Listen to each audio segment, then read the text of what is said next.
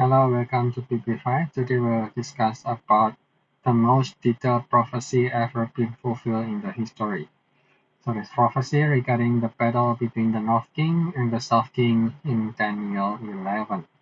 Okay, let's get started.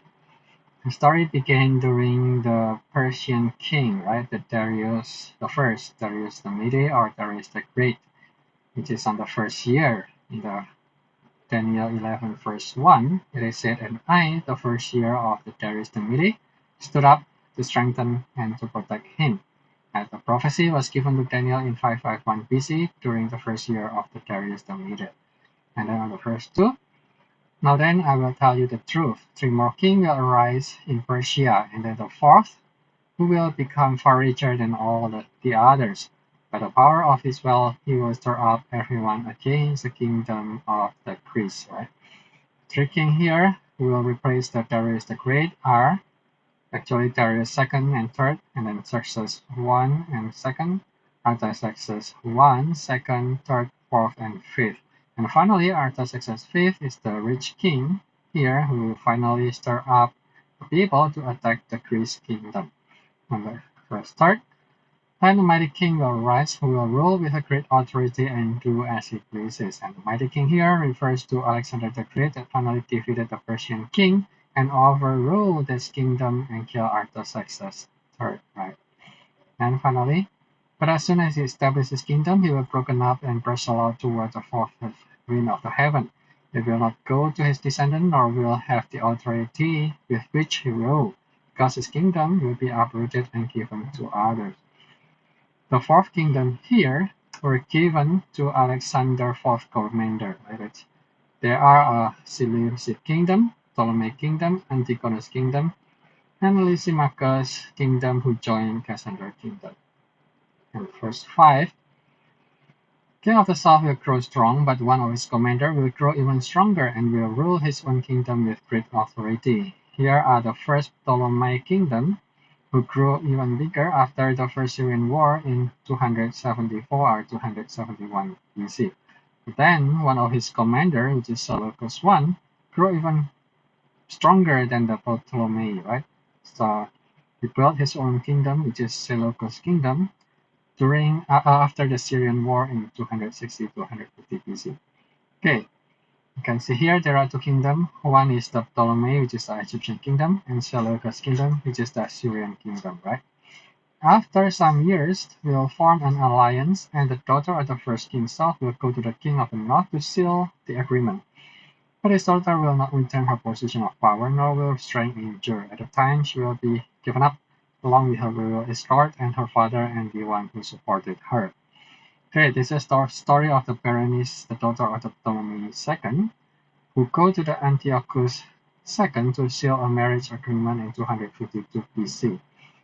However, Antiochus II already had a wife named Laodice, which finally he was jealous and assassinated Paris and her son in 246 BC, so Paris will not able to inherit his kingdom, right? Okay, then what is happening next is actually the battle between the Seleucid king and the Ptolemaic king. Seleucid king is the king of the north, and Ptolemaic king is the king of the south. But the king of the north is Assyrian king, and king of the south is Egyptian kingdom, right? So on the verse 7 it is said, "But one of her family line will rise up in his place, come against the army of the king of the north, and enter his fortress, fighting and prevailing." Finally, what happened next is the Berenice brother became the Ptolemy III, and he attacked Laodice's son, Seleucus' second sons, for revenge. And this battle, known as the Third Syrian War in 246 to 241 BC. Then verse 8 and 9, he will take even the god captive to Egypt. Their metal image and their precious vessel of silver and gold. In some year he will stay away from the king of the north, who will invade the realm of the king of the south and then return to his own land. What happened here is that Ptolemy III recovered the idol of the Egypt, which taken by the former king of the Egypt, Cambyses. So as a start, the king of the north finally regained control of the northern Syria and Phoenicia.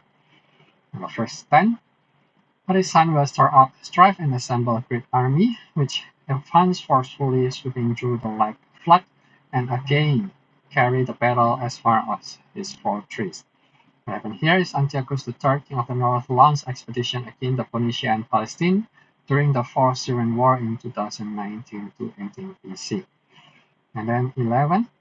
Enraged, the king of the south will march out of the king of the north, who will raise a large army, but it will be delivered into the hand of his enemy. What happened here is Ptolemy IV, with small army, defeated Antiochus III, king of the north, who has larger army in Battle of Raphia in 270 BC. And then on the first 12 and 13, when the army is carried off, the king of the south will proud in his heart, and he will cast down 10,000, but he will not triumph. The king of the north will raise another army larger than the first, and after some years he will advance with great army and many supplies.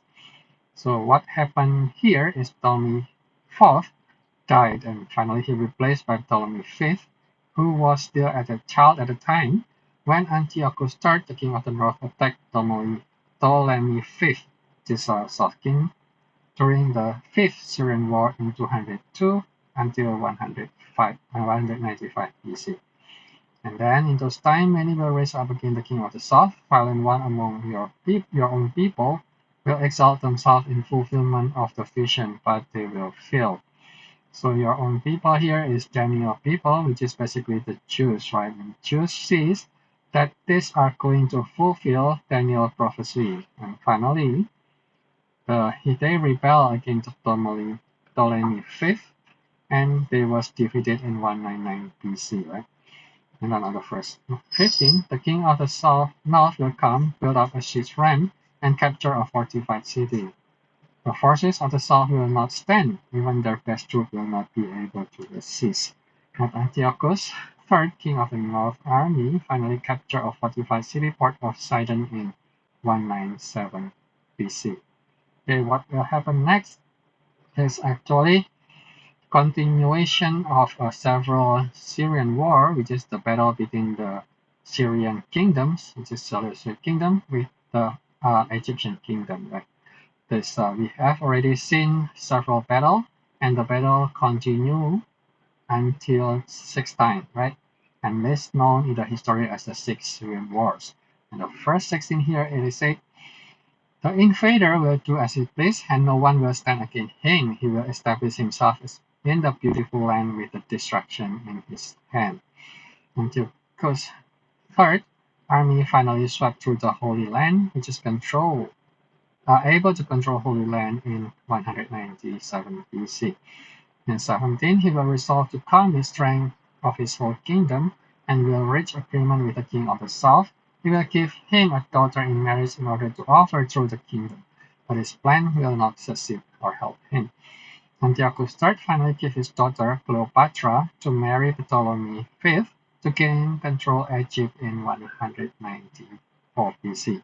However, Cleopatra stands with the Egyptian people to turn again to his own father and the Syrian people. Then in verse 18, then he will turn his face to the coastland and capture many of them, but the commander will put an end to his reproach and will turn it back upon him. What happened here is Antiochus III turned against Asia Minor and Greece, and his commander Lucius turned against him by sending his son, the second son, Antiochus IV, as a hostage to the Romans in 190 BC. After this, he will turn back toward the fortress of his own land, but he will stumble and fall and be no more. What happened next is Antiochus III attempted to plunder a temple in province of Elymais. However, he stumbled and died in 187 BC. And on the first 20, it is said, in his place one will arise, who will send out a tax collector for glory of the kingdom. But within a few days he will be destroyed, not in anger or in battle. What happened here, Antiochus III finally was replaced by his eldest son, which is Seleucus IV, and then Seleucus IV reigned a short time after he was poisoned to death by his tax collector Heliodorus in 175 BC. Then 21st, in his place a despicable person will arise. A royal honor will not be given to him, but he will come a time of peace and seize the kingdom by intrigues. So here are the Antichrist, right? This is the Antiochus IV Epiphanes. He is a despicable person who raised become a king without a royal honor, but by seizing his own nephew by intrigue in 175 BC.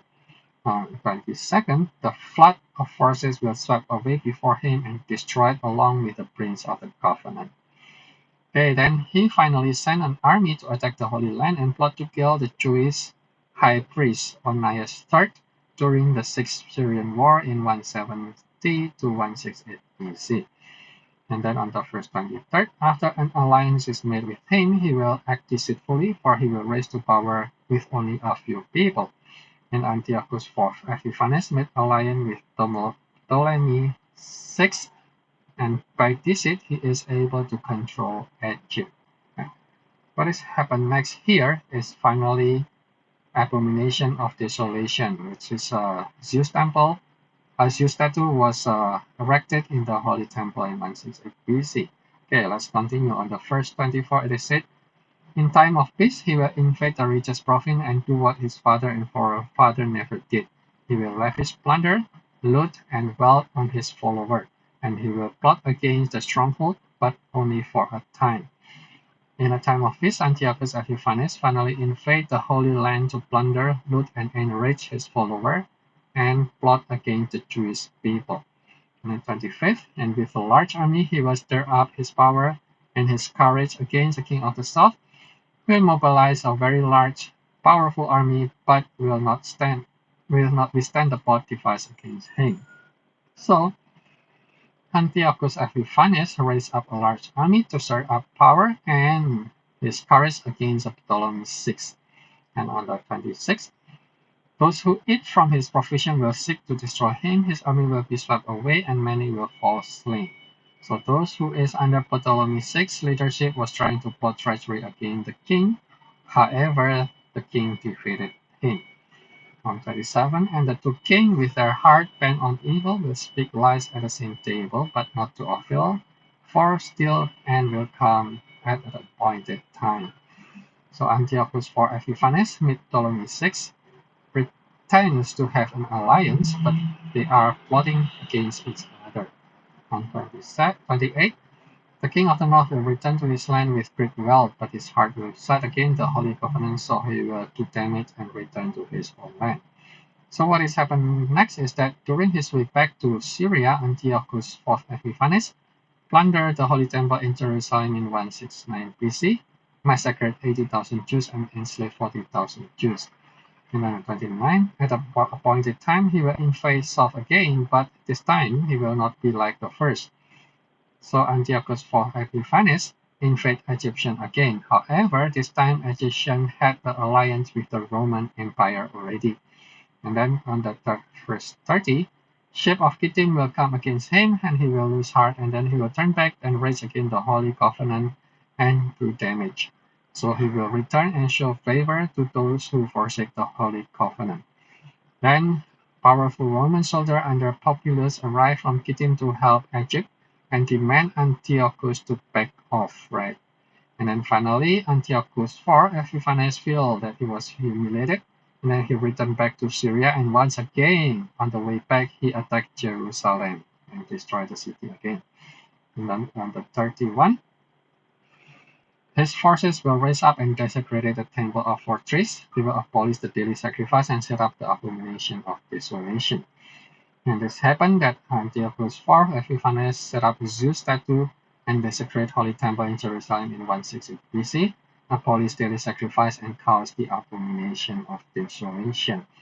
So all the story are actually leading up to the story of the abomination of the desolation, which is fulfilled by the first Antichrist, Antiochus Epiphanes. So the Six Syrian War are leading up to the abomination of the desolation.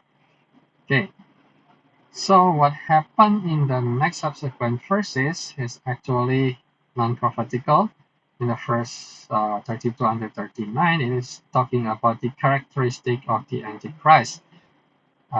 Antichrist here are the one who persecuted Jews and Christians. And it is finally also repetitively fulfilled by several people, right? Like Nero, king of the Roman Empire. His name is also mentioned as 666, and also the Pope during the Pope supremacy. They also persecuted Jews and Christians as well, so they're also known as 666 here. And also the Hitler during the World War II, he persecuted Jews and some Christians. And then the goal of the Antichrist is basically have three goals. The first is to unite all the nations and conquer them under his rule. And then finally, he is to merge all the religion and to subdue them all under his feet. Second goal. And the third goal, after he able to accomplish the first and the second, he will exalt himself above every name and above every god. So this is where the abomination of desolation came, right? He will sit on the temple in Jerusalem and exalt his name above God, right? So, and then the Daniel 11 subsequent verses 40 until 45 are talking about the future Antichrist. There is a keyword here. At the time of the end, the king of the south will engage him in battle, but the king of the north will storm out against him. And then the subsequent story, it will be accomplished in the future, right? So, however, if we see in the past, actually, we have seen that Israel itself has been in the crossfire of battle between the North King and the South King, right? So can see several empires that occupy Israel. So the first empire are Roman Empire, then Byzantine Empire, and then Muslim Caliphate, and then after that Catholic Crusader, and then Mamluk Sultanate, and then finally Ottoman Empire. However, this empire is not able to fulfill fully all the prophecy because the third Holy Temple in Jerusalem is not rebuilt yet. However, in the future Antichrist will come after the third Holy Temple in Jerusalem is rebuilt. So he will sit on the temple and he exalt his name above every name and every god. So then the Christ will come for the second time. The end of time will come. Okay, let's close our video with some simple prayer. Thank you, God the Father, for revealing your vision to Daniel. You had fulfilled your prophecy to Daniel in the past. We know that you will be coming back for the second time. Forgive our mistakes and weaknesses. Keep us faithful and save us from corruption and evil. Make us to be the vessel of honor and glory, to do all the good work that you command us. Thank you, Lord Jesus. We love you. Amen.